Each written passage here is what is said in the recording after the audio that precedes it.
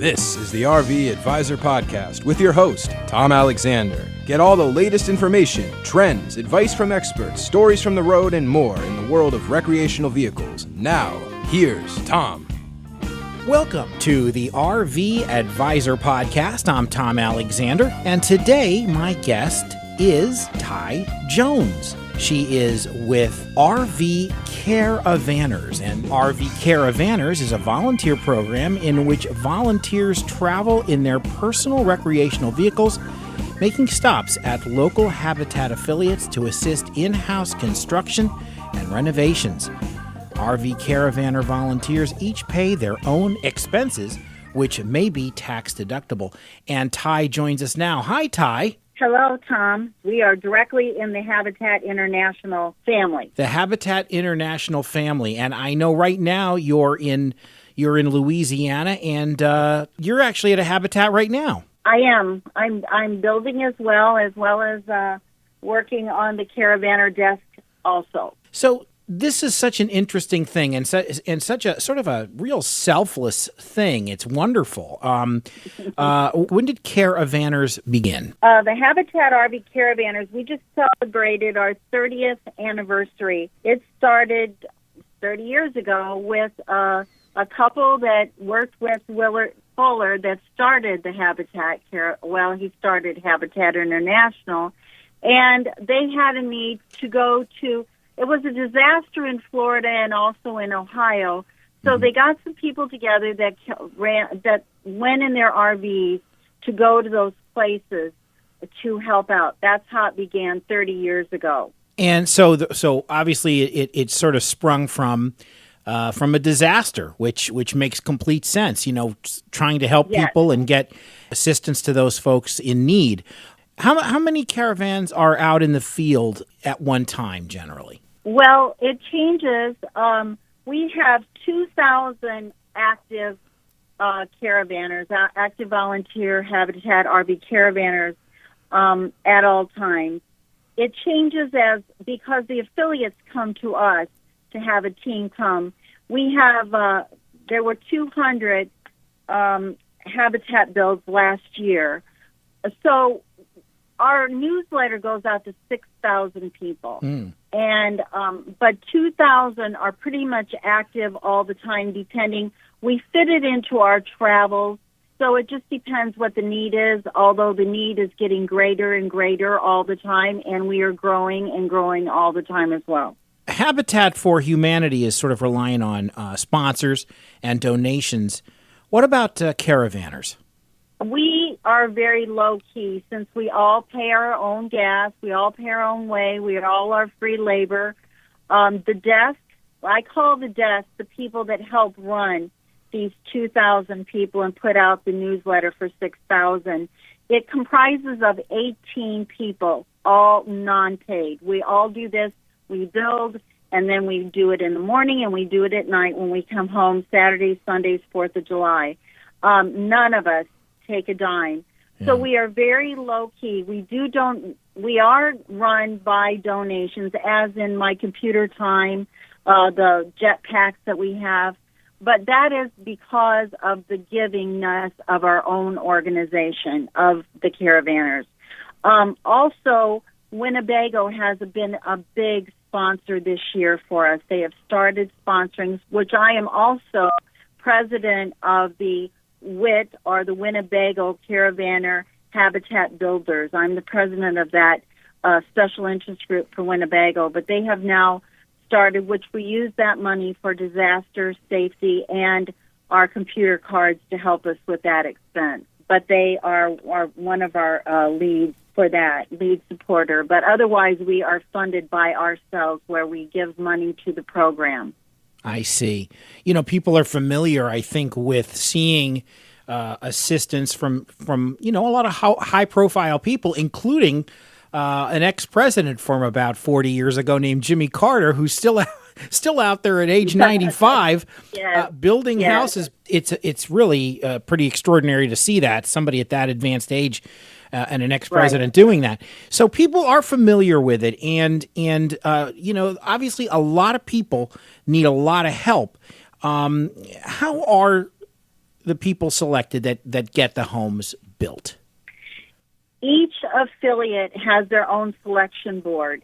And number one, it's never, we always call it in the caravanner world, it's a handout, it's a hand up, not a hand out. We lift them up by free labor. Everyone has a selection board, and so they go by need. It's by need and how they can pay back the mortgage, because Habitat holds the mortgage. But it's a very low mortgage because all the labor, which is the main cost of a home anymore, is all free because it's done by locals or RV caravanners or whoever comes in. They pay the mortgage forward. So when you pay your mortgage today, it's paying for the next house. Mm-hmm. So the need and the able to pay back the mortgage. Now, the homeowners have to work on the house themselves. So most of the affiliates, and they all have their own criteria, is for each person, whether it's a couple or a single person, they usually have to put in 250 to 300 hours themselves before they get a home, on top of a full-time job. So that is a big commitment for a person. Yeah. But it's a very rewarding one. They have put time into their own home. And you wouldn't believe, I just get teared up thinking about it, how much they appreciate that home and all of us coming from wherever. They have an ownership in it then. Sure, absolutely. And that is wonderful. And it is, I would imagine it is very emotional for the people involved. And do you yourself get your hands dirty and are you out there doing stuff as well sometimes? Oh, yeah. You should see how I look right now. I was in the red clay of Louisiana, and I was putting on soffits today, and I've been up on the roof on this one, and no, I swing a hammer, and we have all ages. Yeah.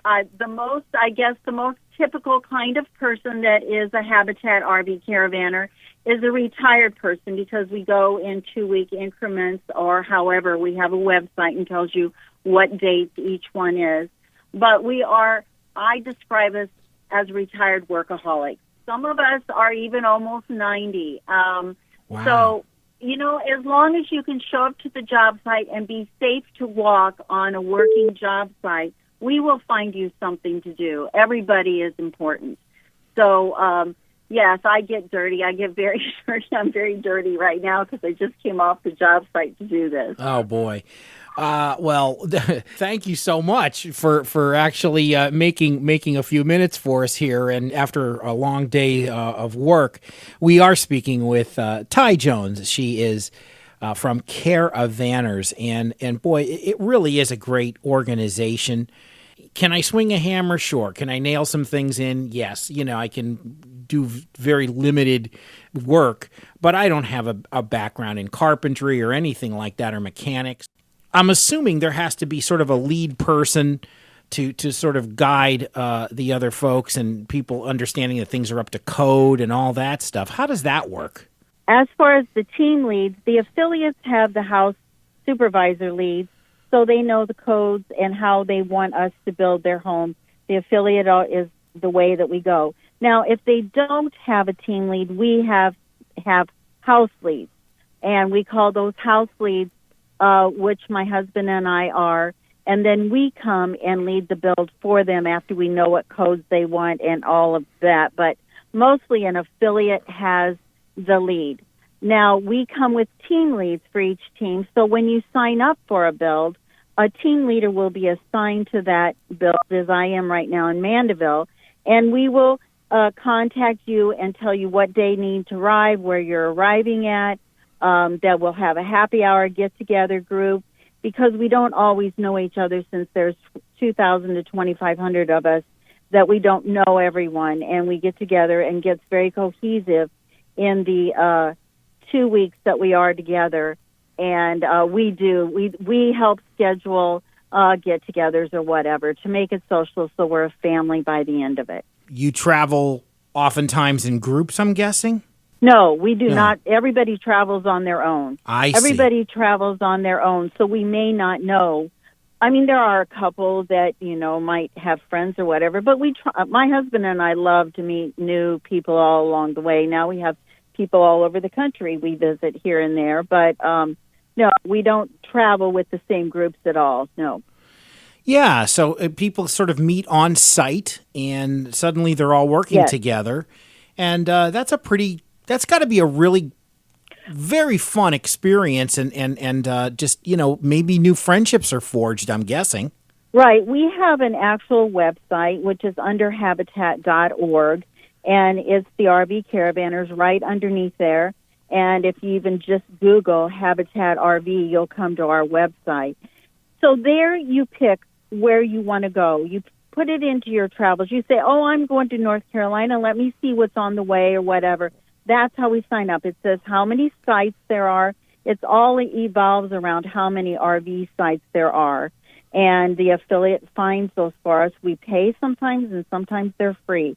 It just depends.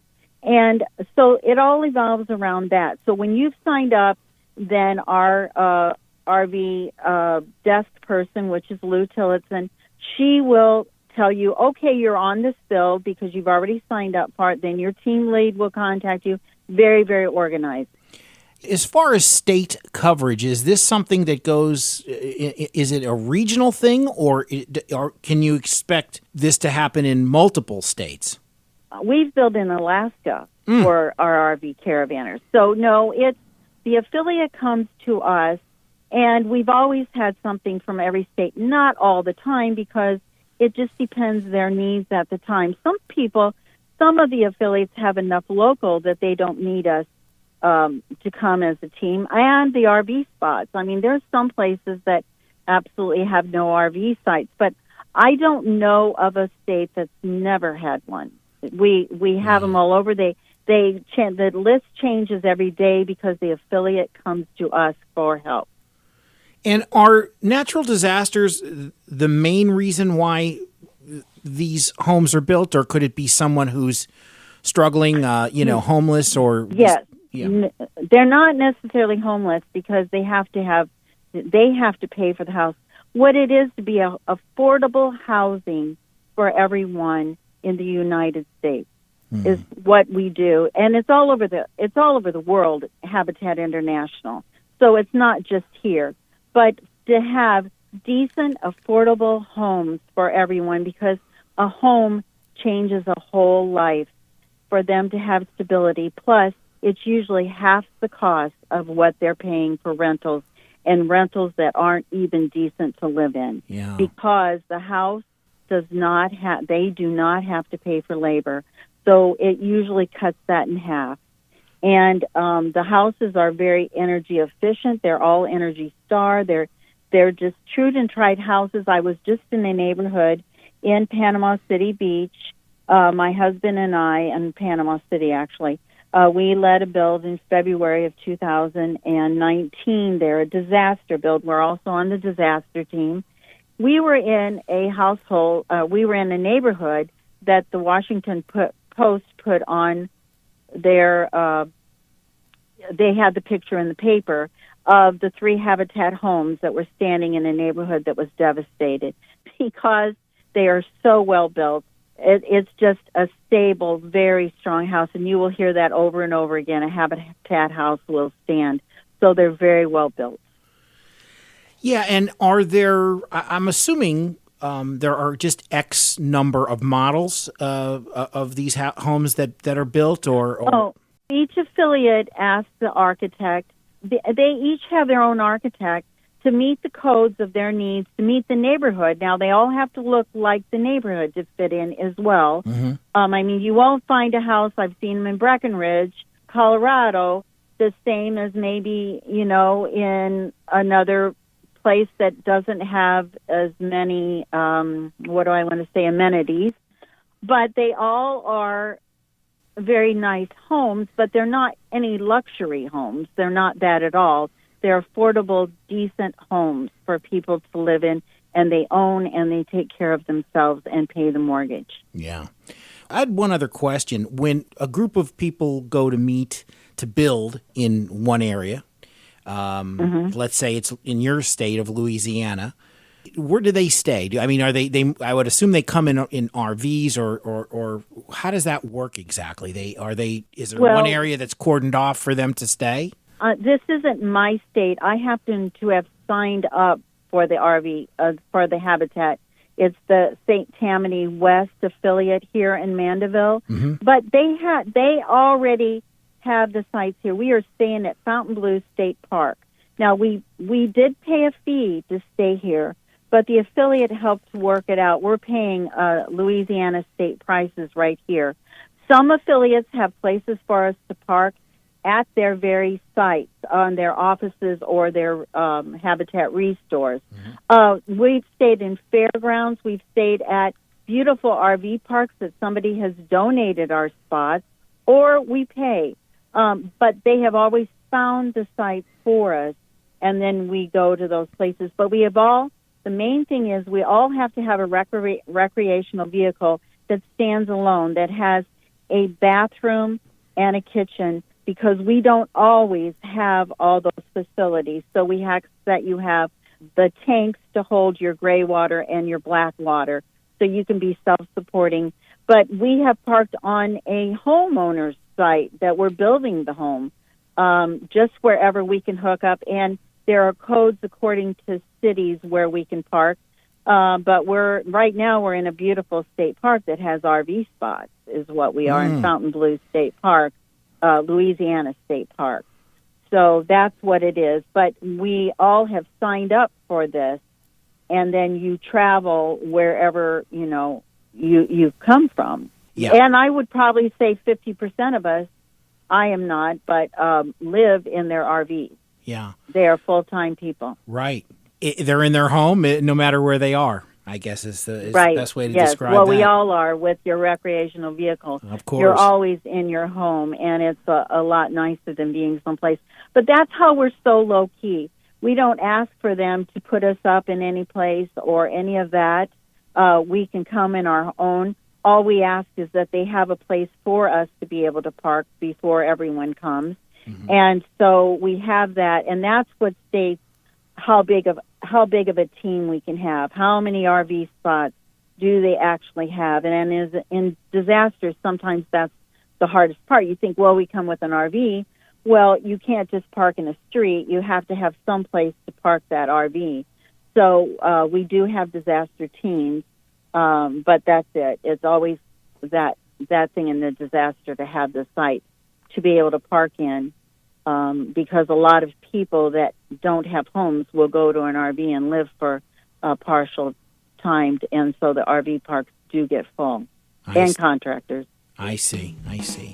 Well, Ty Jones, we really appreciate you taking your time from a busy day to come on and join us right here. Oh, my pleasure. Right. It's my pleasure, totally, yes. And thank you for all you do as well. It's just wonderful what you and your team are doing, and thank you again, and we'd love to have you on again on the RV Advisor podcast. My name is Tom Alexander. We'll see you next time right here. So long, everybody. You've been listening to the RV Advisor Podcast with Tom Alexander. This podcast is produced in association with Studio Alpha and Alexander Productions in Miami. Visit thervadvisor.com for more.